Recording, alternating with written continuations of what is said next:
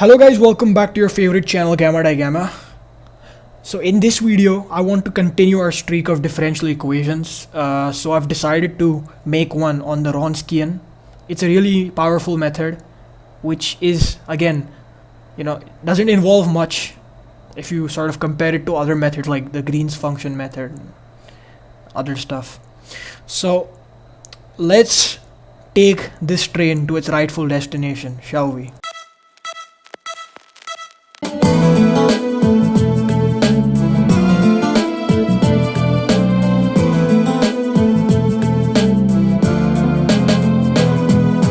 So let's first consider, and all of these discoveries, all of these exploits have begun because some mathematicians were jobless enough to sit and consider. And that's probably why our world is such a nice place. Anyways, consider this second order linear differential equation. Okay, so we're going to define a quantity, and then this is just a definition, which you'll see is so helpful. We're defining the Wronskian, w of x, to be y1 of x times the derivative with respect to x of y2 of x minus y2 of x times the derivative with respect to x of y1 of x. And what are y1 and y2? Well, you have this differential equation, right? These guys, y1, y2, are the solutions. Are two solutions to this differential equation. And we would expect them because it's a second order linear differential equation. Second order linear homogeneous, because there's 0 here. There's no driving term so far. Differential equation. I should say ordinary because there's no partial derivatives. Okay, well, you can write this Wronskian. I'm sorry if I'm like mispronouncing it. It's supposed to be Polish and I don't really speak Polish, but I try. You can define this as the determinant of y1 of x, y2 of x, y1 prime, which is the first derivative of y1 of x, and y2 prime. And you can see if when you like take the determinant for this 2x2 matrix, you essentially get the definition. So yes, this is also a valid form. And now what does the Wronskian actually tell us? Okay, what does the Wronskian tell us? Well, first for that we need to like rewrite this a little bit.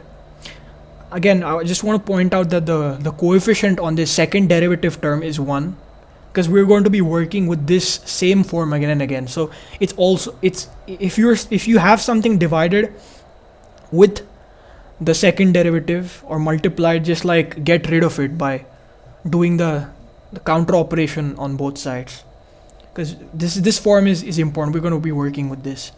So just to like show a fact, I'm going to just rewrite this as follows.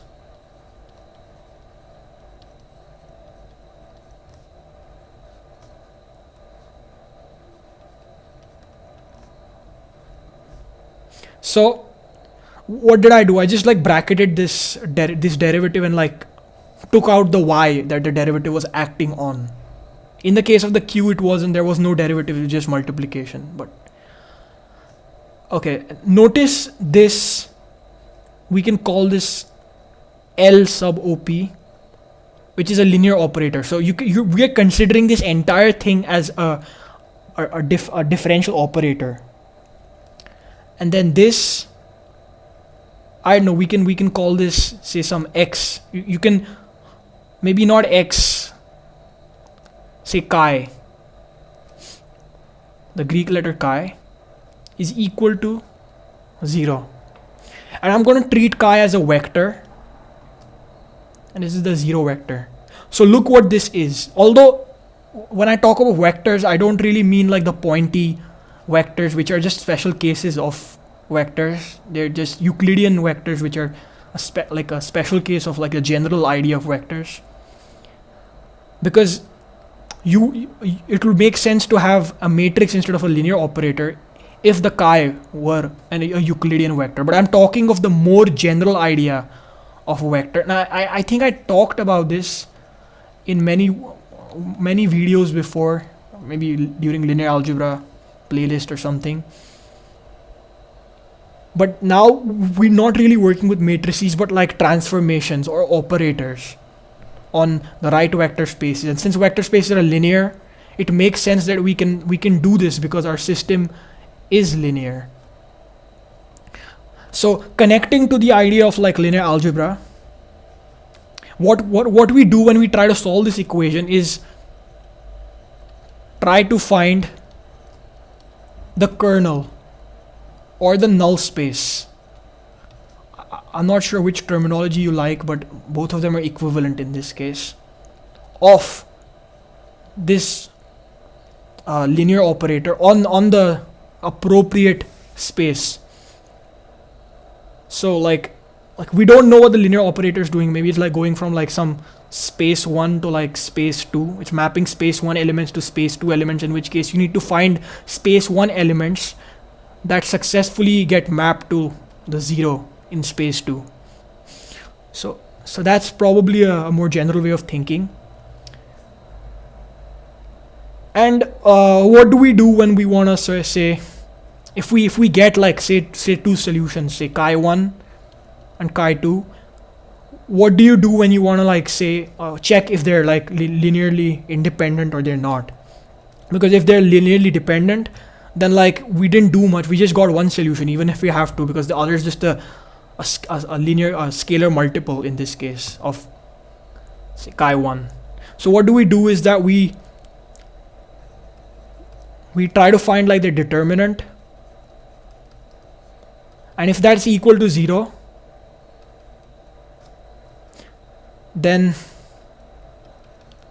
they're linearly dependent, so there's a redundancy, so you just have one solution instead of two. And if it's not 0, then it's linearly independent. Okay, so in this case, in the case of our second order linear homogeneous differential equation, wow, it's a a lot to say. For that case, the same ideas hold because it's still a linear operator. There's still vectors. There's still a vector space. We can still hence use linear algebra. So see, that's why linear algebra is so powerful, because as long as you have a linear system, we can do that, and vector spaces guarantee the linearity. So if you want to check for linear dependency or independency, what we want to do is we want to find the Wronskian and check if the Wronskian is 0 or not. And that's precisely how the Wronskian is defined, right? There's a determinant going on here. Determinant in the case of the chi's is a more general idea. Like I'm just when I'm drawing like these square brackets, it might confuse you, but it's not really a matrix. Like the determinant operation on matrix is clearly defined. It's mechanical. You know how to do it. They teach you in engineering school. But this is a more general idea. You can take a determinant of like a bunch of vectors. So that's the idea of the general determinant. So in this case, the determinant can be simplified into like this array of like, classical matrix determinant. That's because we're translating from a general determinant to a matrix determinant by virtue of like these y1 and y1 prime. So again, as I said, if this is 0, then y1 of x and y2 of x are linearly dependent, so which means there's a redundancy. You just have one solution. You didn't do any something special for the second solution. It's just a linear combination of the first. But because if it's not 0, then they're linearly independent. Then you can say that those two solutions are like distinct from each other. Okay, I think that pretty much like explains a lot in detail the general idea of looking at differential equations. And trust me, this idea of looking at this looking at this system as, you know, solving for a kernel, but if it's not homogeneous, if there's some other function, then you might have to take another vector here. Then it won't be finding the null space, but finding like the right vector to solve, in which case you'll have to look for the inverse, and that is precisely Green's function. So that's a lot. I don't want to confuse you even more. I just want to say that you can see if there's like a dependency on the two solutions, that the Wronskian will indeed be 0. And you can indeed do that by saying y2 is just a scalar multiple of y1,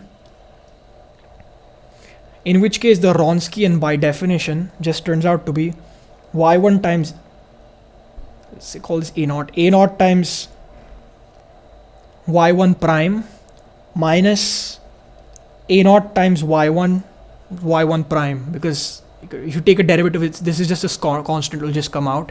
This is precisely equal to 0. Both terms are identical. So this indeed works. So our intuition really makes sense here. And you don't need to worry if like you write like y1 prime next in the same row and not like in the same column, because like a determinant is like is symmetric. Like if you like transpose this matrix and then like take the determinant, it's still going to be the same determinant. And of course you can prove this. I'm not going to spend time on this. A linear algebra playlist alone on itself. Okay, so now I'm going to talk about how to find the Wronskian. Well, you might just say, well, have I lost my mind? I mean, I just like told you the definition of the Wronskian. You know, given the two solutions, y1 of x and y2 of x, which was just the determinant. But well, I'm doing this part because like the Wronskian you can just find out from the form of the differential equation, and this is powerful. This is one of like the most powerful things. You know, that's why the Wronskian is useful, because if you couldn't do this, if you could only find the Wronskian given the two solutions, then there would be no use of like, you know, manipulating or playing with the Wronskian at all. It would just be only a basic tool of determining whether two solutions are independent or not, which is not really a good idea. I mean, I wouldn't make a video on this otherwise. So we have y1 of x and y2 of x that satisfy the differential equation, which means if I plug them in, it's still gonna equal 0. That's the definition of solving a differential equation. So plug in y1 here, y1 double prime of x. I'm using Newtonian notation. Switching from Leibniz to Newtonian is just convenient for this.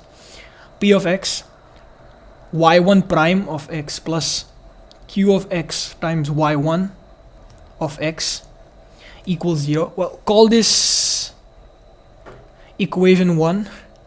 And now we have similar equation for y2 double prime of x plus p of x, y2 prime of x plus q of x, y2 of x equals 0. That is equation 2. So now what I'm going to do, I'm going to multiply equation 1 by a negative y2, multiplying equation 2 by a positive y1, and I'm going to add them up.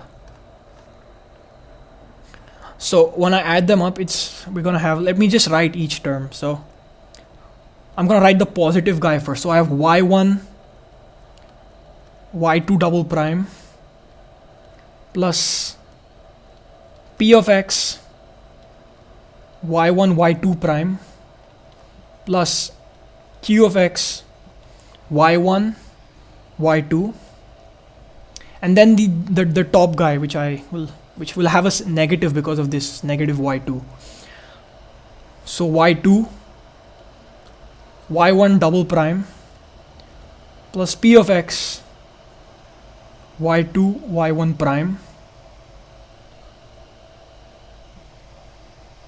minus, I think there should be a minus here too. So minus q of x, y2, y1. All of this is equal to 0 because 0 added with 0 is 0. That's why this works for homogeneous. All of this, by the way, just works for homogeneous. The entire video is about homogeneous, in case I didn't make myself clear before. This cancels out. So what we have left now is simply y1 y2 double prime minus y2 y1 double prime plus, I can take a p of x out common, and then notice what's happening inside the brackets. y1 y2 prime minus y2 y1 prime, which, if you remember, is just the Wronskian from the previous page. Now look at this guy. Does this seem familiar? Well, it does. It kind of seems familiar to the Wronskian, but it's not really. We have a second derivative here.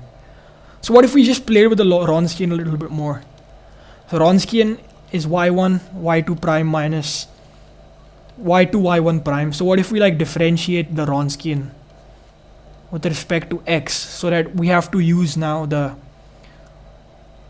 product rule for each of these guys. So I have y1 y2 double prime plus y1 prime y2 prime minus y2 y1 double prime minus y2 prime y1 prime. This cancels out, and we have y1 y2 double prime minus y2 y1 double prime. So we see that this bracketed term here is just the derivative of the Wronskian. So our entire approach, our entire thing we worked with is derivative of Wronskian with respect to x plus p of x times the Wronskian is equal to 0. So now we just rearrange. This is a variable separable differential equation, if I'm not wrong. Notice you have to roll the r's for the Wronskian. So I won't be wrong here. So we have, say, dw over w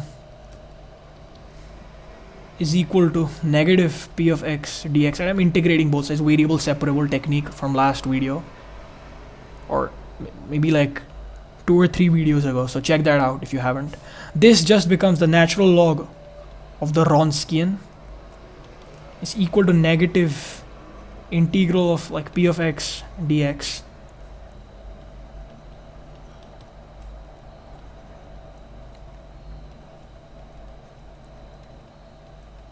Well, notice like this e raised to the negative integral p of x dx. This reminds us of like the integrating factor, right? So one way of like thinking of the Wronskian is like generalizing the integrating factor for like this entire thing. So sorry, I forgot to add maybe like a constant here, and this constant sort of gets absorbed in this w naught here. So I don't need an extra thing here. I'm raising everything, taking the anti-log basically on both sides. That's a better terminology there. Okay, so this is the formula of the Wronskian. Now w naught is a constant, and it depends on the boundary conditions or initial conditions or whatever you want to call them, the conditions. Now assume our solutions, y1 and y2, right? Assume you scale them by arbitrary constants, because y naught is linear, so you can just like take in linear combinations, and that will also be a solution. Then if you try to calculate like the Wronskian,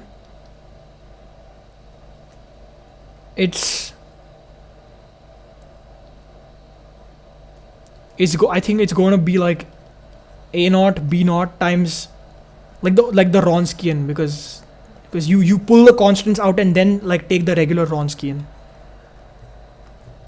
So this omega naught factor is essentially what these a naught b naught, the role of this a naught b naught are. Like we don't know what arbitrary factors these individual solutions might be multiplied by, but that's why we have this this w naught here, so that we account for all of these things.